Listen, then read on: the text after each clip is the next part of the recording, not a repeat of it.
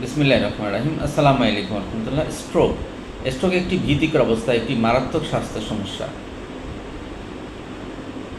প্রায় ৮০% স্ট্রোক কেবল সঠিক সচেতনতা ও জীবনযাত্রার পরিবর্তনে কন্ট্রোল করা যায়, নিয়ন্ত্রণ করা যায়। প্রায় ৮০% স্ট্রোক বয়স বা পারিবারিক ইতিহাস পরিবর্তন না করা গেলেও 10টি নিয়ম মেনে আপনার স্ট্রোকটা নিয়ন্ত্রণ করতে পারেন। 10টি নিয়ম, আমি 10টি নিয়মের কথা বললাম। কারণ স্ট্রোক কত ঝুঁকিপূর্ণ এটা রাস্তাঘাটে স্ট্রোকের পেশেন্ট দেখলেই বোঝা যায়। আমারও পরিবারে আমার মা স্ট্রোক করে কী করুণ অবস্থায় সেটা আমি জানি। এই স্ট্রোকটা আপনি যদি নিয়ন্ত্রণ না করেন, আপনাকে যদি কন্ট্রোল না করেন, তাহলে এইটার পরিণতি আপনিও হতে পারেন। আর একবার যদি স্ট্রোকে আপনি আক্রান্ত হন, তাহলে আপনার জীবনটা হয়ে যাবে একটা কি বলবো খুবই কষ্টকর, দুঃসহ যন্ত্রণা।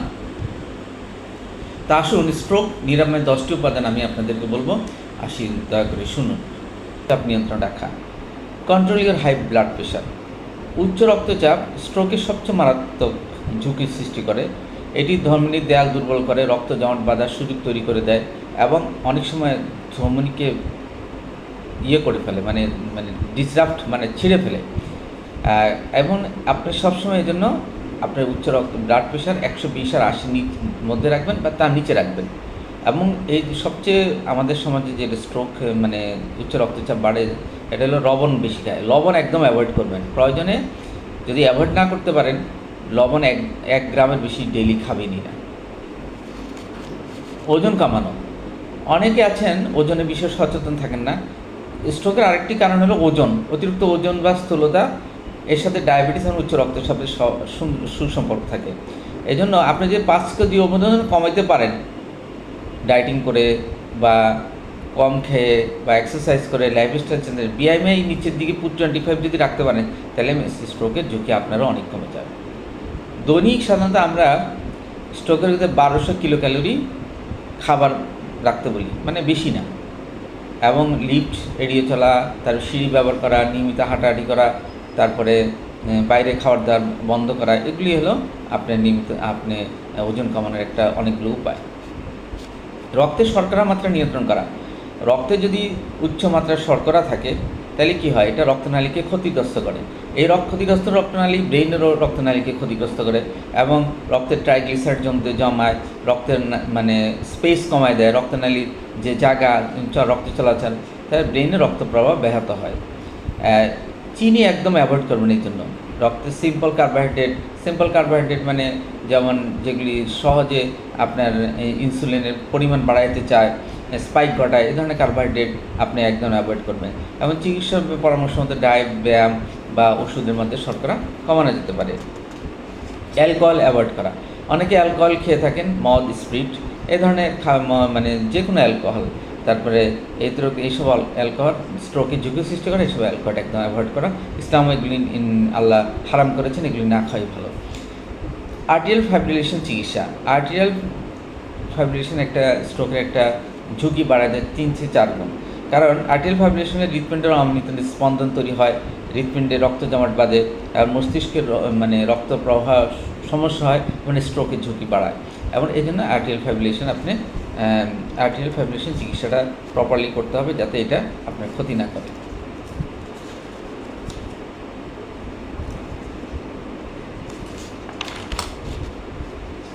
বুক ধড়ফড় হলে, শ্বাসকষ্ট হলে প্রয়োজনে ডাক্তারের সহযোগিতা নেবেন, প্রয়োজনে ওষুধ খাবেন। ধূমপান বর্জন করবেন। আরেকটা পয়েন্ট, ধূমপান যদি যারা নিয়মিত ধূমপান করে, তাদের স্ট্রোকের ঝুঁকি অনেক বেড়ে যায়। এবং ধূমপান রক্তকে ঘন করে ফেলে, ধমনীতে প্লাক জমাতে সহযোগিতা করে। এই জন্য ধূমপানের নিকোটিন যে প্যাচ বা চিকিৎসা ছাড়ার জন্য নিকোটিন প্যাচ একটা চিকিৎসা আছে, চিকিৎসকের সহযোগিতা নিতে পারে, ধূমপান বন্ধ করতে পারেন। নিয়মিত ব্যায়াম বা এক্সারসাইজ করা। অ্যারোবিক রেজিস্ট্যান্স ব্যায়াম রক্ত সঞ্চালন বাড়ায়। অ্যারোবিক আপনি নিয়মিত হাঁটাহাঁটি করলে, কার্ডিও করলে, তাহলে আপনার রক্তে HDL, ভালো কোলেস্ট্রল বাড়বে এবং খারাপ কোলেস্ট্রল কমবে। সপ্তাহে অন্তত 1.5 থেকে আমি বলবো সপ্তাহে প্রতিদিন 100, অনেক সময় আপনি বেশি হাঁটতে পারেন। আমি নিয়মিত ব্যায়াম করা। অ্যারোবিক এবং রেজিস্ট্যান্স ডিয়ার অডিয়েন্স, নিয়মিত ব্যায়াম করলেও রক্ত আপনার শরীরে ব্রেইনে রক্ত সরবরাহ বাড়ে এবং ভালো কোলেস্টেরল তৈরি হয়, খারাপ কোলেস্টেরল কমায়।